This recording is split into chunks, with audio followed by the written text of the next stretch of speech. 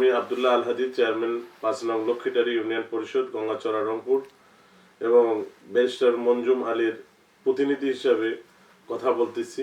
রংপুর ১ আসনে এবারে আপনারা জানেন সকলের চাওয়া স্থানীয় এখানকার ক্যান্ডিডেট যাতে নির্বাচন করে সেই লক্ষ্যে সবসময় এলাকার মানুষ সোচ্চার। আপনারা জানেন স্থানীয় নেতৃত্ব এর আগে কখনোই আমাদের এখানে কোনো ক্যান্ডিডেট দেওয়া হয়নি বিধায় এই এলাকার ৯টা ইউনিয়ন এবং সিটি কর্পোরেশনের ১ থেকে ৯ নম্বর ওয়ার্ড সবাই চাচ্ছে যে স্থানীয় ক্যান্ডিডেট যেন হয়, স্থানীয় প্রার্থী হলে তাদের মনের আশা পূরণ হবে।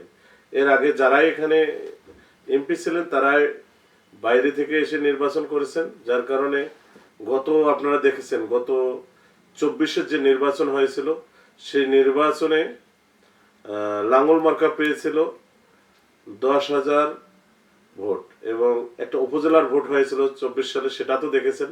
লাঙ্গল মার্কা পেয়েছে মাত্র ৩০০ ভোট। তা আমি মনে করি ক্যান্ডিডেট বাছাইয়ে যদি লাঙ্গল ভুল করে তাহলে তাদের খেসারত তাদেরকেই দিতে হবে।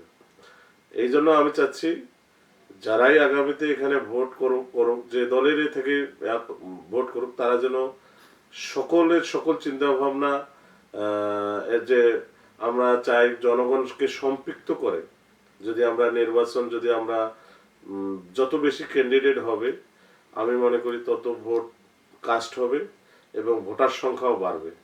কিন্তু আমরা যদি দেখি যে ওই ১৪, ১৮, ২৪-এর মতো নির্বাচন হয় তখন দেখা যাবে যে ভোট কাস্ট হবে কম, মানুষের যে আশার প্রতিফলন যেটা যে এই সরকারের সময় একটা সুষ্ঠু নির্বাচন হবে সেটার আমি মনে করি যে প্রতিফলন হবে না।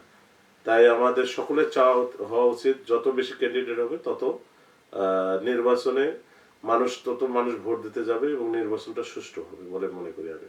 আমার যেটা চাওয়া, রংপুর ১ আসন থেকে সকল মানুষের চাওয়া স্থানীয় ক্যান্ডিডেট, তারা চাচ্ছে এখানে আমাদের যে সমস্যাগুলো আছে স্থানীয় ক্যান্ডিডেট হলে তার কাছে যে মানুষ সে আশাগুলো হয়তো বা তাদের প্রতিশ্রুতি দিতে পারবে এবং প্রতিশ্রুতির প্রতিফলনও দেখতে পাবে। যেমন আমাদের এখানে তিস্তা মহাপরিকল্পনা আমাদের ১ নম্বর, তার কারণ গঙ্গাচড়ার মানুষ সকালে উঠে রংপুরে যায়, আপনারা দেখেন প্রতিদিন ২০-৩০ হাজার মানুষ রংপুর শহরে তারা কাজের জন্য যায়।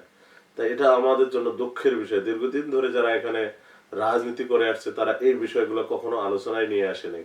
তাই আগামীতে এখানে যারাই নির্বাচিত হয়ে আসবে তাদের ১ নম্বর এলাকার মানুষের কর্মসংস্থানের জন্য কাজ করতে হবে, এলাকার উন্নয়ন করতে হবে।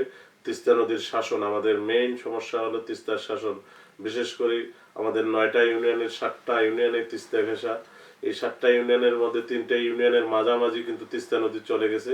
তাই আমাদের এই তিস্তার এখন যেমন ডান তীরে কাজ হয়েছে, বাম তীরে আমাদের কাজ হয়নি। আমাদের আগামী লক্ষ্য উদ্দেশ্য হলো বাম তীরে যাতে কাজ করতে পারি।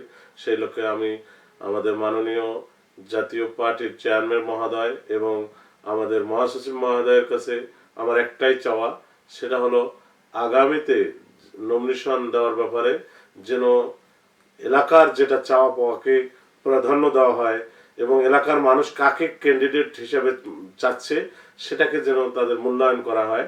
এটাই আমি মাননীয় চেয়ারম্যান এবং জাতীয় পার্টির চেয়ারম্যান এবং মহাসচিব মহোদয়ের কাছে দাবি রাখতেছি।